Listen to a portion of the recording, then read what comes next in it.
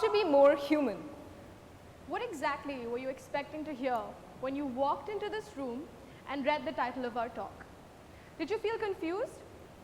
Especially because we're two young girls who haven't seen enough of the world.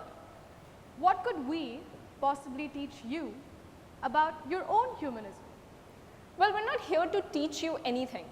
We're just here to help you gain a little perspective into finding, embracing, and practicing your own humanism.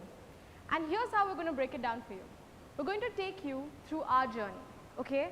So let's rewind to a year ago when Rashi and I were still students in university. And just like any other student, we were engaged in many activities and we ended up in the car all by ourselves. So instead of choosing the long, awkward silences, we decided to engage in small talk. Now that's the thing with small talk, right?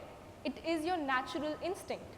So you start by talking about the weather, you ask them what they had for lunch, you even ask them their weekend plans. But do you realize that it actually requires a lot of effort? You constantly have to think of topics that wouldn't offend or trigger this person. Now this is when we decided to switch from a culture of small talk and get down to some real talk. We decided to dig deeper and talk about things that we had strong opinions about, things that we believed in. We spoke about politics, gender, religion, food, and somehow we ended at adult education. Now, adult education was a fairly new domain for us. I mean, for starters, we were not adults ourselves. But while we were conducting these events in university, we actually encountered a lot of security guards, janitors, and cleaners. And our work required their assistance. But there was a common challenge we faced throughout, and it was the challenge of communication. And that is how we built the Ojas Project. Ojas aims to empower blue-collar workers through a unique, tailor-made approach towards education. So this is where our first advice to you really ties in. Because we decided to consciously avoid small talk, we started to engage in a dialogue that was very qualitative.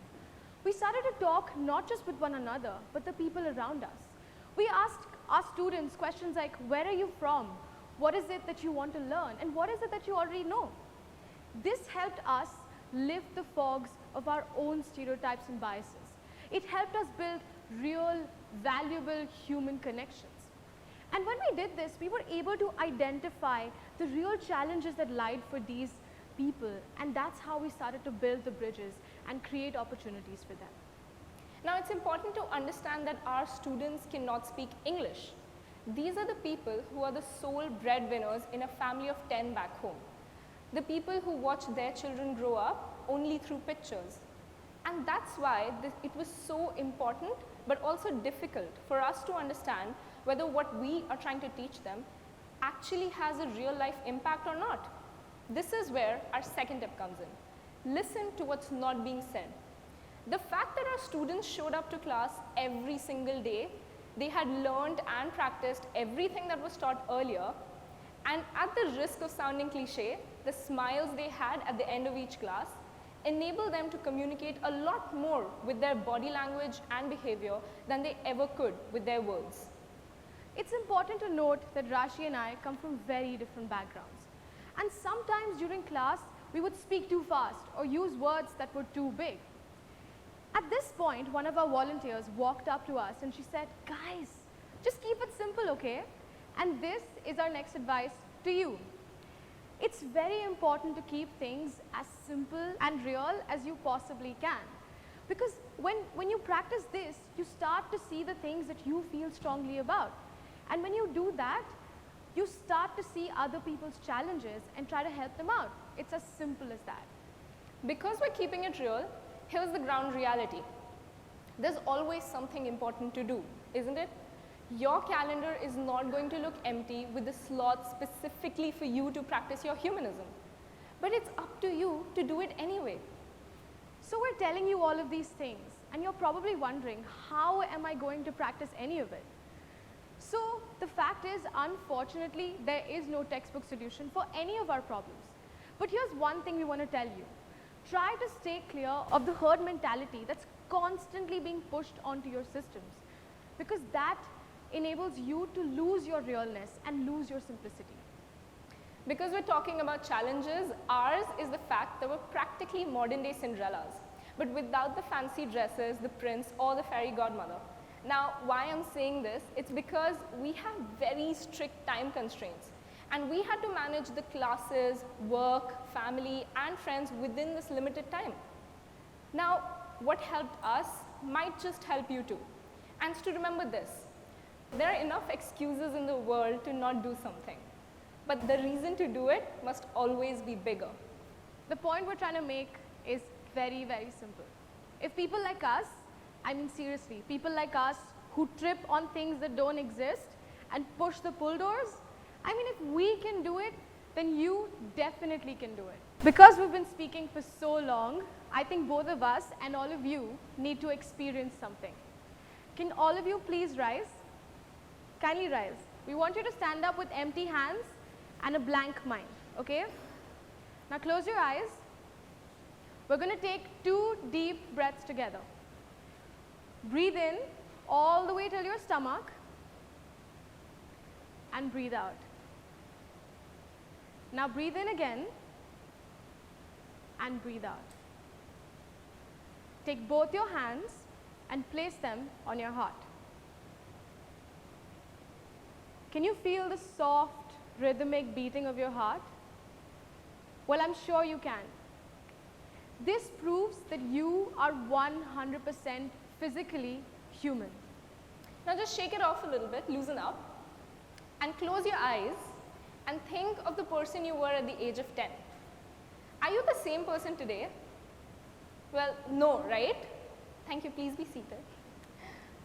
Well, just like you have evolved from the person you were at the age of 10 to the person you are today, your humanism has evolved too. And it will continue to evolve. Humanism is a very subjective concept. It's different for you and it's different for me. But what's really important is to embrace the differences and the growth that it comes with.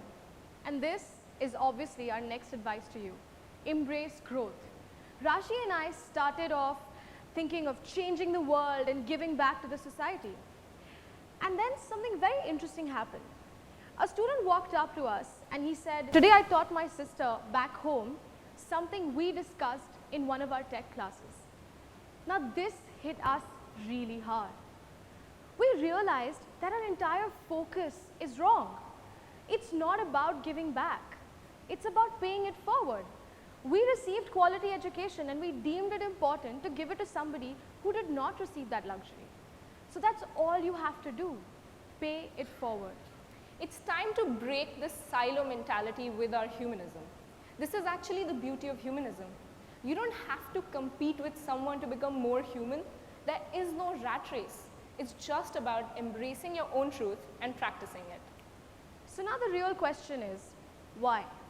Why should you go through all of this effort into being more human when you could just be heartless and cutthroat like everybody else who claims that as the reason for their success? Well, for 2 very simple reasons. Number 1, you are humans and it's time to embrace that. And the second thing is, the world desperately needs better people. There's a lot that comes from humanism and being more human.